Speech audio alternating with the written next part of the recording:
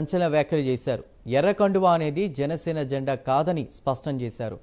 పవన్ వేసుకున్నారు కాబట్టే దానికి అంత పాపులారిటీ వచ్చిందన్నారు. ఈ ఎర్ర కండువాని ఇక కాసితువాలంటారని, అది తమ చిన్నప్పటి నుంచి కూడా చూస్తూనే ఉన్నామన్నారు.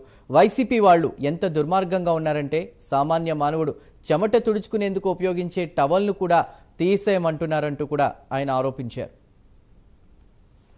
సార్, ఎర్ర కండువా అనేది పవన్ కళ్యాణ్ గారు వేసుకుంటారు కాబట్టి కొంచెం పాపులారిటీ వచ్చింది. ఎర్ర కండువా జనసేనది కాదండి. ఎర్ర కండువా మాకు తెల్లగా ఉండి పైన పవన్ కళ్యాణ్ గారు జనసేన మార్క్ ఉంటుందండి. అది మా కండువా.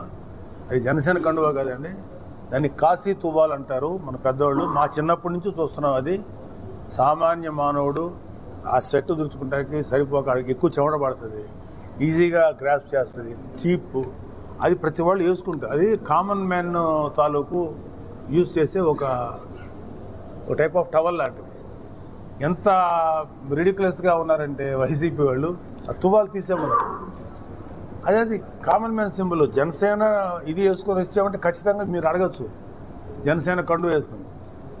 వాళ్ళు మాత్రం వైసీపీ వాళ్ళు కండు వేసి తిరుగుతున్నారు. మా కుర్రాళ్ళు ఎవరు కూడా ఎర్ర తువ్వాలు వేసి తిరుగుతున్నారు. ఎర్ర తువ్వాలు రిప్రజెంట్స్ కామన్ మ్యాన్.